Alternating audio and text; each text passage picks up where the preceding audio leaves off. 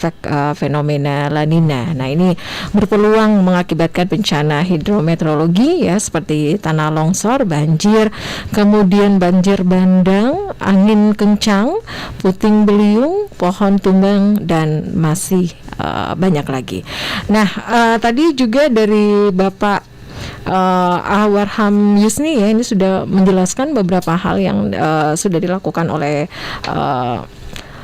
BPBD Provinsi Sulawesi Selatan ya, dan salah satunya itu adanya bekerja sama juga dengan unsur akademisi, yaitu Profesor Adi Mulyana kalau tidak salah Pak ya. Adi Maulana ya, dengan adanya RP bencana. Nah, mungkin bisa lebih dijelaskan lagi nih Pak, untuk RP bencana ini seperti apa Pak? Ya, jadi rencana penanggulangan bencana ini nanti diakomodir dalam rencana pembangunan 5 tahun. Ada namanya RPJMD. Yeah. Misalnya memang di Kota Makassar, saya contoh Kota Makassar, ini kan wilayahnya hampir 60% dataran rendah. Itu bagaimana memang saat ini kita memperketat izin-izin. Izin-izin dari permukiman atau perumahan, karena biasanya atau esensinya kalau dataran rendah itu jalurnya air. Jadi kalau sudah di dataran rendah ada permukiman, itu pasti kalau curah hujan tinggi, semua pasti airnya mengarah atau bermuara ke perumahan situ. Nah, jadi memang bagaimana ada pelibatan dalam penyusunan RT RW atau RDTR ya, rencana tata ruang wilayah, itu pelibatan dari BPBD. Kalau kami dari Badan Penanggulangan Bencana. Tapi kalau realnya sekarang seperti apa itu Pak? Ya. Jadi untuk saat ini memang untuk penyusunan RT RW ini itu sudah kami dilibatkan.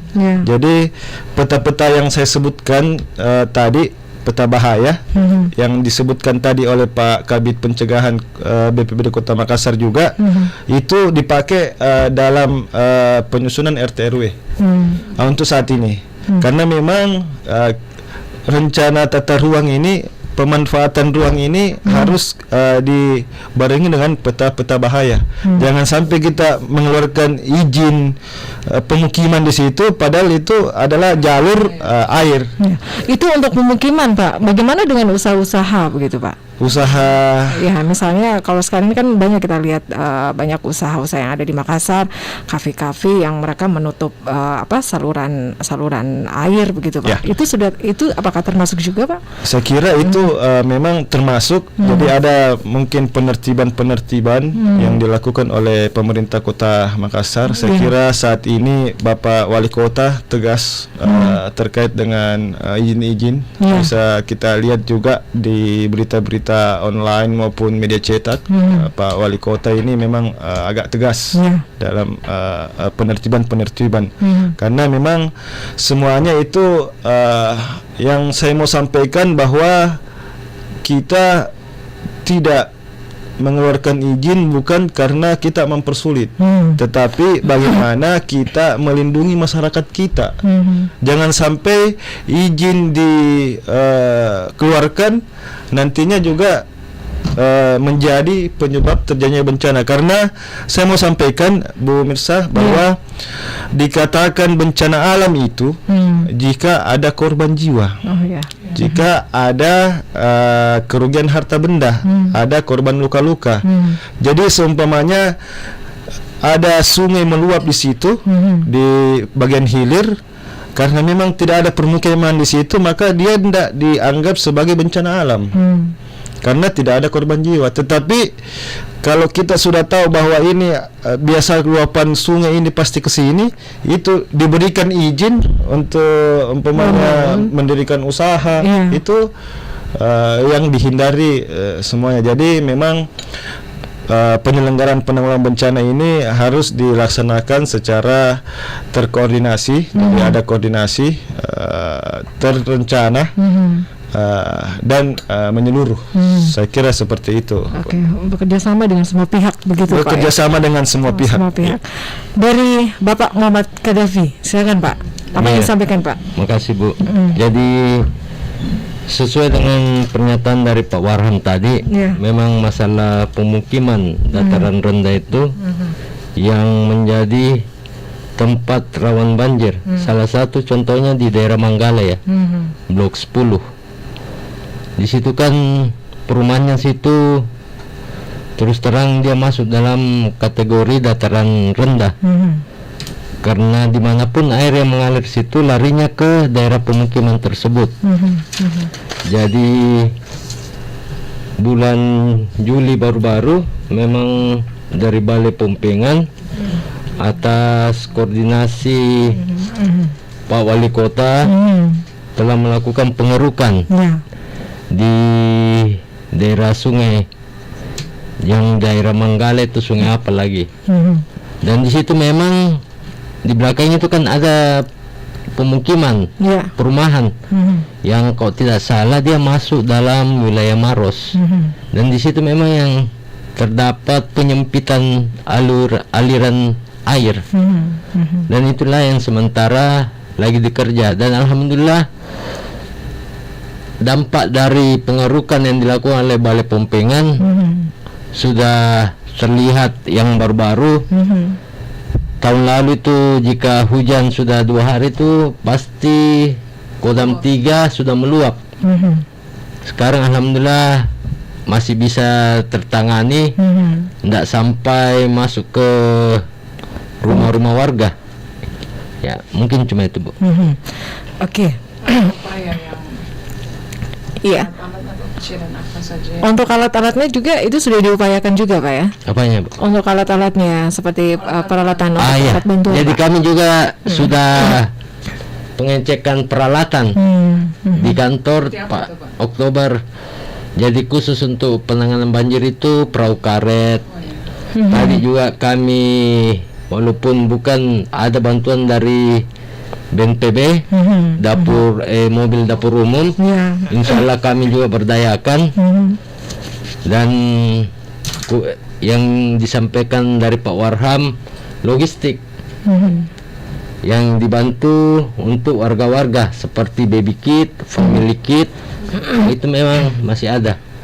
Dan itu khusus untuk warga yang terkena dampak. Pak, itu tentu berbagai upaya dilakukan ya Pak ya untuk penanganan bencana. Bagaimana upaya yang dilakukan setelah terjadinya bencana Pak untuk ke warga ataupun ke masyarakat begitu? Ya, untuk setelah terjadi bencana, jadi memang kami punya program penanggulangan bencana. Itu ada 3 fase. Itu fase yang pertama prabencana, ada pencegahan dan kesiapsiagaan. Ini bidangnya Pak Kabid, prabencana. Jadi di situ simulasi, mitigasi, himbauan ke masyarakat, edukasi, informasi. Yang kedua itu fase saat terjadi bencana atau tanggap darurat. Yang ketiga itu fase pasca bencana. Rehabilitasi dan rekonstruksi. Ini biasanya memang pemerintah daerah menyiapkan ada namanya program rekonstruksi atau rehabilitasi, tetapi bukan lagi menjadi domain BPBD, tetapi perangkat daerah yang menangani itu biasanya di Dinas PU. Dinas PU Pak. Karena kami tidak punya keahlian untuk bagaimana melihat yang fisik kan. Jadi tetapi fungsi koordinasinya masih di kita. Tetap berkoordinasi gitu ya. Jadi ada namanya tim Jitu Pasna. Jadi banyak istilah-istilah di penanggulangan bencana ini. Ada tim pengkajian dan perhitungan pasca bencana. Itu tim itu turun melihat konstruksi atau sarana dan prasarana yang rusak. Itu menghitung, terus selanjutnya itu dampak ekonominya bagaimana di suatu daerah. Apakah memang berdampak untuk ekonominya kalau berdampak, kemudian kita bisa melakukan langkah-langkah pemulihan ekonomi. Itu juga bukan lagi di kami, tetapi ada juga perangkat daerah, misalnya dinas koperasi terlibat juga. Dan untuk pasca bencana ini banyak bantuan juga dari Badan Nasional Penanggulangan Bencana, BNPB RI di pusat. Misalnya di tahun lalu banjir bandang di Luwu Utara, itu melalui kami, jadi ada rekomendasi dari Bapak PLT Gubernur untuk penguatan bahwa memang di Luwu Utara itu berdasarkan hasil perhitungan pasca bencana itu memang membutuhkan dana tunggu hunian, dan alhamdulillah di bulan Desember itu ada bantuan dari BNPB RI itu sebanyak 40 miliar. 40 miliar. Yang terakomodir dana tunggu hunian. Dana tunggu hunian. Ya, jadi di sana ada pembangunan huntap memakai dana tersebut. Saya kira di pasca bencana kegiatan-kegiatan atau pelaksanaan-pelaksanaannya untuk pemulihan seperti itu. Oke. Baik, dari Pak Muhammad Kadafi, Mas Heri ingin sampaikan Pak sebagai closing statementnya. Jadi sama dengan dari dari Pak Warham tadi. Ya. Jadi dari Pak Warham itu kebetulan saya kepala bidang pencegahan dan kesiapsiagaan. Lebih dekat ke mic-nya Pak, silakan. Pencegahan dan kesiapsiagaan. Terus di bidang darurat dan logistik ada bantuan untuk warga berupa baby kit, family kit, dan setelah pasca bencana itu di bidang rekon dan rehab itu ada bantuan stimulan yang diberikan kepada warga yang terdampak bencana seperti kebakaran. Jadi itu bantuan stimulannya berupa barang-barang seperti balok, seng, paku yang dipakai untuk membangun hunian ya. Dan ada juga bantuan dari SKPD lain seperti dinas perumahan. Ya, jadi itu yang dilakukan oleh BPBD Kota Makassar. Oke. Sebagai closing statementnya, masih ada yang tambahkan Pak? Sudah itu. Cukup ya. Baik Pak Warham. Ya. Artinya untuk saat ini marilah kita mempersiapkan diri kita, karena berdasarkan info BMKG ini menjadi fokus perhatian khusus ya dengan fenomena La Nina. Jadi untuk puncaknya di Januari. Oleh karena itu marilah kita gotong royong menjaga lingkungan kita. Contoh, masih ada aliran-aliran selokan, mari kita bersihkan. Terus sungai tetap kita koordinasikan dengan pihak yang berwenang agar bisa dikeruk, dan kita persiapkan juga kesehatan, jaga kesehatan, karena di musim ini biasanya memang penyakit juga bisa datang epidemi ya. Ini jaga kesehatan, selalu minum vitamin supaya kita tidak menjadi korban dalam menghadapi fenomena La Nina ini. Saya kira itu saja Bu Mirsa. Baik. Terima kasih sekali lagi untuk semua narasumber ya. Dan tadi sedianya kita juga akan menghubungi ataupun kita juga bergabung ya, Ibu Yeni Rahman, anggota DPRD Kota Makassar. Tapi kami kesulitan ya untuk menghubungi Ibu ya. Ada pelatihan ya sepertinya, BIMTEK ya. Oke. Dan waktu kita akan berdiskusi juga ya dengan Ibu Yeni Rahman, anggota DPRD Kota Makassar. Sekali lagi terima kasih untuk Bapak A. Warham Yusni, Kepala Subbagian Program BPBD Provinsi Sulawesi Selatan, dan juga terima kasih Bapak Muhammad Kadafi, Kabid Pencegahan dan Kesiapsiagaan BPBD Kota Makassar. Dan smart listeners, untuk rekaman perbincangan ini Anda bisa mendengarkannya, menyaksikannya langsung di channel YouTube Smart FM Makassar.